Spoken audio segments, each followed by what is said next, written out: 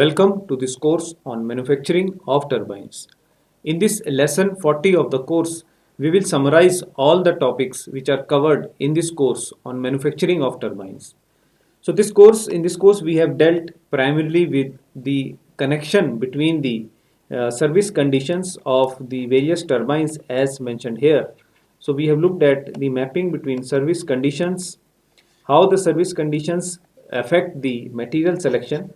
So what materials have been selected for making the respective components of the turbine, and then the material selection, how the material selection is influencing the selection of the manufacturing processes.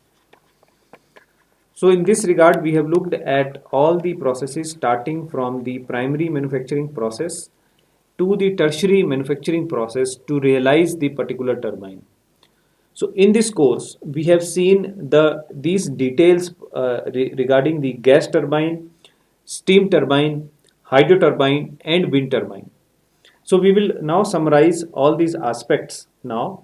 So if we see the summary of the various service conditions or the conditions in which the respective turbine is operating, so they are tabulated in this table.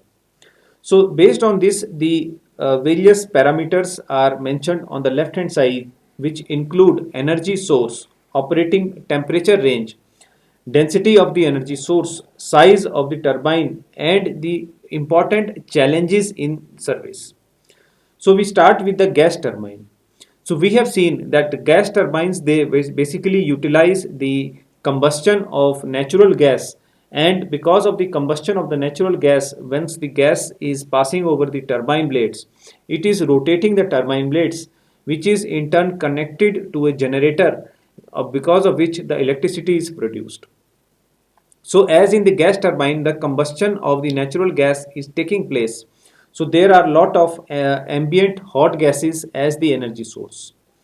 So the temperature of these ambient hot gases is in the range of 1100 to 1300 degree Celsius. So we have seen the density of the hot gases is approximately 0.8 to 0.9 kilogram per meter cube, and these type of turbines are generally medium sized turbines. Now because of this high temperature of the operating conditions, there is very high tendency of oxidation.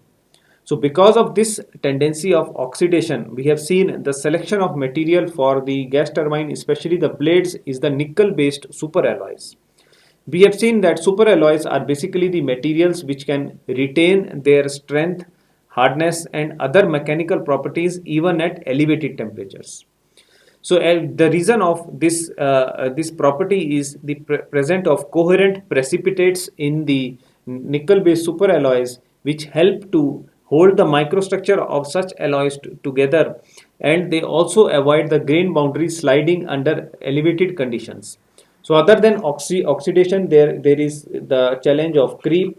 Also, there is challenge of fatigue in this type of turbines. So we have seen that nickel-based super alloys, they offer very good mechanical properties even at elevated temperature. So the material selection for this type of turbine blades are basically nickel-based super alloys. Moving on to the second turbine that we have discussed in this course is the steam turbine. We have seen the steam turbines are based on the Rankine cycle, and the current technology is basically using the superheated steam, and the futuristic technology in steam turbine is basically based on ultra superheated steam. So the operating temperature range because of this is in the range of 600 to 700 degree Celsius. The density of the energy source here is 1.2 to 1.3 kilogram per meter cube, and these turbines are also large to medium size. So in these turbines there is significant challenge of corrosion, cavitation, and erosion. So because of which martensitic or duplex type of stainless steels are widely used to manufacture the steam turbine. Next we have looked at the hydro turbine. So in the hydro turbine we have seen that water is basically the energy source, because of which the flowing water causes the turbine blades to rotate, and because of this rotation the energy or electricity is produced. So as water is flowing, so the ambient temperature is between 15 degrees Celsius to 25 degrees Celsius. And we see that the density of water is almost 1000 times heavier than the air, which is 1000 kilogram per meter cube. These turbines are exceptionally large in size, and they also have certain challenges like cavitation, slurry erosion, etc. Lastly, we have seen the wind turbine, which are based on the polymer based composite materials because of their lightweight and high strength properties. So ambient conditions of such turbine can be 20 degree to 40 degrees Celsius, or it can be sometimes lower in significant changes in weather can take place. So density of the air is approximated as 1 kilogram per meter cube, and these are extremely large sized wind turbines. So these are very large, we can say, compared to the hydro turbine. Even these are very large in size, and they have significant effects from the environment, such as from the rain or the sunlight. So we will see all the summary of the materials and the various manufacturing processes. So if we look at the material selection for the gas turbine, we discussed the use of nickel based superalloys, for example in Conal 718, RIN N5, etc. So these type of materials, they are known to have high temperature strength. They are able to retain their mechanical properties at temperatures up to 1200 degrees Celsius. We have seen the creep resistance is also offered by such materials because of presence of the coherent gamma prime precipitates in this type of superalloys. The materials also offer exceptional oxidation resistance because of presence of chromium and aluminium, which help in providing protective oxide layers. The compressor blades of such turbines are known to be made with titanium based alloys such as titanium 6 aluminum 4 vanadium because of certain properties. Titanium based alloys are known to offer high specific strength, which is high strength to weight ratio, corrosion resistance, that is they are quite effective in resisting stress corrosion cracking, and fatigue resistance, as they can perform well under cyclic loading at temperatures of the order of 400 degrees Celsius. So here 400 degrees Celsius is a relatively cooler temperature in the compression section, as we can see here in this schematic. But in this section we can say the temperature is of the order of say 400 degrees Celsius because of the compression of the air. But in the turbine section, this temperature can go to as high as to 1300 degrees Celsius.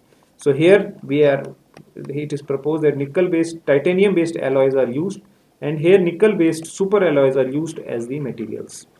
Because of this high class of materials which are having exceptional mechanical properties, so different types of specific manufacturing processes are used, which we will discuss. So in next is the material selection for steam turbine. So in the steam turbine, there are high pressure and intermediate pressure turbines, which are made up of the material based out of chromium, molybdenum and vanadium steels. So the properties of such material include creep resistance, which is essential for maintaining performance at temperatures up to 600 degrees Celsius, oxidation resistance, which protects against high temperature oxidation, thermal fatigue resistance, which ensures durability during thermal cycling. The low pressure turbine are generally made up of austenitic stainless steels, that is 316L or 347 low alloy steels. The properties of such steels are basically corrosion resistance, which can resist intergranular corrosion in humid environments. As there is steam or superheated steam present, but as the steam expands, so it can reach to the wet state. So there are chances of generation of humid environment. Secondly, there is toughness also offered by such materials which maintain the toughness even at these varying temperatures. Stress corrosion cracking is also important. So stress corrosion cracking resistance is also offered by such materials used in manufacturing of the steam turbines. Next, we have looked at the hydro turbines, in which materials popularly as duplex stainless steels or martensitic stainless steels are widely used. So stainless steels containing 13% chromium, 4% nickel or Ca6Nm based steels are widely used to manufacture components and blades of the hydro turbine. So these steels are known to offer cavitation resistance, that is protection against erosion caused by cavitation, corrosion resistance, which is essential for operation in fresh and seawater environment, high strength which is required to withstand the hydraulic forces. As we have seen, the density of water is 1000 times higher the density of compared to the density of air. The guide vanes in case of hydro turbine are made up of stainless steel, chromium based stainless steels, or sometimes bronze based alloys because of their good corrosion resistance, which can prevent degradation under underwater environment. The wear resistance, that is high resistance to erosion and wear under turbulent water flow, is also offered by these materials. Next, we have look at the wind turbine blade material selection. In case of wind turbines, as they are extracting energy from the blowing wind, so in this case, composite material, especially the polymer-based composite materials, are widely used. So in the polymer-based composite materials, it is the epoxy-based materials which are reinforced with synthetic fibers such as glass fiber and carbon fiber-based composites are widely used to manufacture the wind turbines and the blades of the wind turbines. These materials are known to offer high specific strength with low weight and high mechanical strength. They are also known to offer high fatigue resistance, because of which the wind turbine blades can endure millions of cycles over the complete service lifespan of these turbines, which is approximately between 20 to 30 years. Corrosion resistance is also possible in these type of materials because of the inherent resistance to environmental degradation, crucial for offshore installation. The nacelle of such wind turbines is made up of composite material or aluminum alloys, which are light in weight. They are critical to reduce load on the tower. Corrosion resistance, which protects against environmental exposure, especially in marine settings. Structural integrity, which provides sufficient stiffness and durability to protect internal components. So the tower, we have seen the tower of the wind turbine is made up of the high strength low alloy steel. These steels are known to offer high yield strength, which supports the heavy nacelle and rotating rotor and can also withstand the dynamic load which is offered by the varying wind forces. The fatigue resistance is also important of the tower to withstand the cyclic load for decades of operation. And lastly, the corrosion resistance on these blade on the towers is also important, and these are offered by several coatings as provided on the tower by form of different materials or galvanization. So now we look at the summary of various manufacturing processes used in each case of the turbines. So we start with the gas turbine. So in the gas turbine, we have seen the manufacturing starts with the primary manufacturing process, in which we have utilized the investment casting route to start with to develop the single crystal based alloys, nickel based super alloys, to remove the grain boundaries. We have seen that as the presence of grain boundaries enhances the probability of creep failure because of grain boundary sliding, so it is always a good idea to have no grain boundaries, because of which single crystal based nickel based super alloys are popular. For doing this, the investment casting route is chosen to start with development of basic mold cavity, and using the wax based methods we can get a very good surface finish. After the investment casting, the mold development is complete. The complete casting process is executed in specialized furnaces such as Bridgman furnace, dipping and heaving process, liquid metal cooling process, or gas cooling casting process, which can yield single crystal based nickel based super alloys of such materials. So next, after the casting is done, the process moves on to the hot isostatic pressing, or HIP. So as we have seen, the HIP or hot isostatic pressing is known to remove the internal voids, defects in the microstructure, thereby refining the microstructure of the gas turbine blades. The hot isostatic pressing is also widely used for repair and rejuvenating of the microstructure of the in-service gas turbine blades, thereby enhancing their service life. The various machining processes which are used in case of gas turbine blades are basically to develop the film cooling holes, and as the material of the gas turbine blade is the nickel based superalloys, therefore advanced machining processes such as electric discharge machining or laser beam machining has been used to develop these film cooling holes. Then we move on to the creep feed grinding process, which is a surface finishing process which relies on a high depth of cut and slow feed, because of which the name is creep feed. And The another characteristic of pre-feed grinding process is to have the shape of the grinding wheels conforming to the shape of the product here, which is the gas turbine blade. So these are widely used for surface finishing of the blades. And lastly, in the gas turbine blades, we have discussed the use of thermal barrier coating, which is the use of refractory based materials to prevent the heat flow onto the gas turbine blade. So we have seen the use of electron beam physical vapor deposition process as well as the atmospheric plasma spraying process to develop the thermal barrier coating on the blades. We have looked at the use of pyroclodes to improve the efficiency of the thermal barrier coating on gas turbine blades. So in case of the steam turbines, we have looked at the investment casting route to develop the blades as the primary shaping or manufacturing process. Next, we have looked at the deformation processes for refining the microstructure of the as cast steam turbine blades. Then we have looked at the conventional machining processes where there is a physical contact between the tool and the workpiece. So various machining processes like milling, cutting and grooving are widely used to manufacture the steam turbine blades. We have also looked at the use of laser metal direct fabrication and welding for steam turbine manufacturing using various processes for repair and maintenance in such type of steam turbine blades. In case of hydro turbines, as we have seen, they are extremely large in size and because of which there has been extensive use of sand casting processes. Nevertheless, the investment casting route has also been used to develop some scaled down prototypes. The sand casting route is known to handle large sized of objects. Then the use of forging where isothermal forging processes have been used to refine the microstructure of as cast hydro turbine components, after which the use of several fusion based welding processes like tungsten inert gas welding, metal inert gas welding, submerged arc welding, electron beam welding, etc. can be used to do the processing welding processes.